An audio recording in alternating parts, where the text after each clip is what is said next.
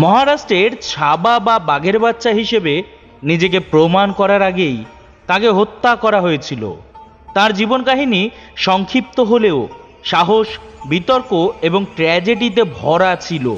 তিনি হলেন ছত্রপতি শিবাজী মহারাজের পুত্র ছত্রপতি সম্ভাজি মহারাজ, যিনি সম্ভাজি রাজে ভোঁসলে নামেও পরিচিত ছিলেন। সম্ভাজি মহারাজ 1857 সালের 14ই মে জন্মগ্রহণ করেছিলেন। সাইবাই ছিলেন ছত্রপতি শিবাজী মহারাজের প্রথম স্ত্রী এবং প্রধান স্ত্রী।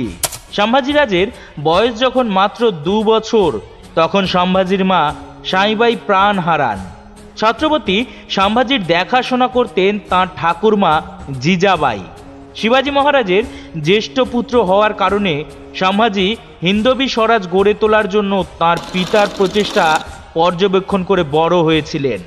মারাঠা সাম্রাজ্যের একজন রাজপুত্র হিসেবে সম্ভাজি একাধিকবার তাঁর সাহসিকতা এবং সামরিক প্রতিভার প্রমাণ দিয়েছিলেন।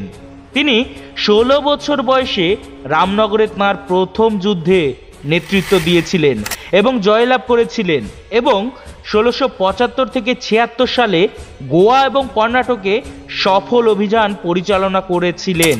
জিবুবাই, যিনি ইয়েসুবাই নামেও পরিচিত, তিনি ছিলেন সম্ভাজি মহারাজের স্ত্রী। এই বৈবাহিক বন্ধনের পর শিবাজী কোঙ্কণ অঞ্চলের নিয়ন্ত্রণ লাভ করেন। শাহু প্রথম ছিলেন সম্ভাজি এবং জিবুবাইয়ের জ্যেষ্ঠ পুত্র।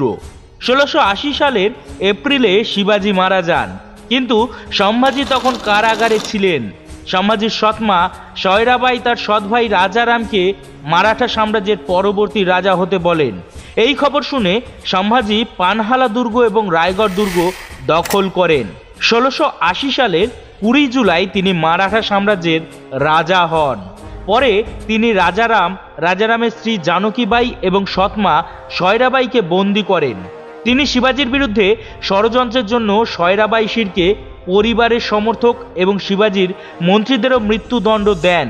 এই সময় মহারাষ্ট্রে ঔরঙ্গজেবের সেনাবাহিনীর আসন্ন আক্রমণের খবর পাওয়া যায় এবং এক গুরুত্বপূর্ণ মুহূর্তে যখন সম্ভাজির মতো একজন শক্তিশালী নেতার প্রয়োজন ছিল, এই সময় সম্ভাজি প্রায় 8 লক্ষ সৈন্যের ঔরঙ্গজেবের শক্তিশালী সেনাবাহিনীর সাহসিকতার সাথে মুখোমুখি হয়েছিলেন এবং বেশ কয়েকজন মুঘল সর্দারকে পরাজিত করেছিলেন। তার কারণেই ঔরঙ্গজেব মারাঠা অঞ্চলের উপর শক্তিশালী দখল প্রতিষ্ঠা করতে পারেননি। কেবল মুঘলদেরই নয়, তিনি সিদ্দিদের পাশাপাশি পর্তুগিজদেরও কঠিন লড়াই দিয়েছিলেন, যদিও তিনি সিদ্দিদের পরাজিত করে জাঞ্জিরা দখল করতে পারেননি। মারাঠারা পর্তুগিজদের হাত থেকে উপকূল রেখা সুরক্ষিত করতে পেরেছিলেন এবং ব্রিটিশদের সাথে বন্ধুত্বপূর্ণ সম্পর্ক গড়ে তুলেছিলেন। তার স্বল্প জীবনে সম্ভাজি মহারাজ যে উল্লেখযোগ্য অর্জনগুলি অর্জন করেছিলেন তা সমগ্র ভারতে সুদূর প্রসারী প্রভাব ফেলেছিল। কিন্তু সম্ভাজি নিজেকে প্রমাণ করার আগেই মোগল সেনাবাহিনী তাকে বন্দী করে। গণজি শিরকে অর্থাৎ সম্ভাজির স্ত্রী ইয়েসুবাইয়ের ভাই এবং ঔরঙ্গজেবের সেনাপতি মুকাররর খান সঙ্গমেশ্বর আক্রমণ করেন, যেখানে সম্ভাজি একটি কৌশলগত বৈঠকের জন্য মিলিত হয়েছিলেন। শিরকে পরিবারের সদস্যরা সম্ভাজির উপর গুপ্তচর বৃত্তি করেছিলেন। একটি ছোট্ট আক্রমণের পর 1689 সালের 1 ফেব্রুয়ারি মুঘল সৈন্যরা সম্ভাজি এবং তার উপদেষ্টা কবি কলশকে বন্দী করে। ঔরঙ্গজেবের অমানবিক অপমান এবং ভয়াবহ নির্যাতনের শিকার হওয়ার পর সম্ভাজি রাজেকে নির্মমভাবে হত্যা করা হয়েছিল। ওয়াগনাকে অর্থাৎ বাঘের নখ দিয়ে তাকে সামনে এবং পিছনে চিঁড়ে ফেলা হয়েছিল বলে জানা গেছে। ভগবান শিবের প্রশংসা করতে করতে তার চোখ উপড়ে ফেলা হয়েছিল।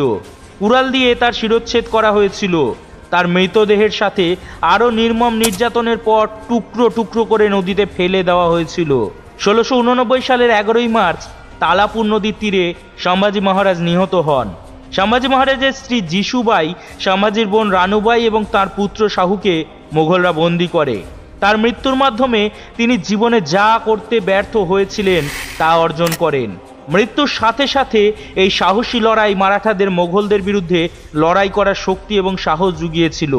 এর প্রমাণ মারাঠাদের পরবর্তী পর্যায়ে দেখা যায়। রাজারামের সময় সংঘটিত মুঘল যুদ্ধ।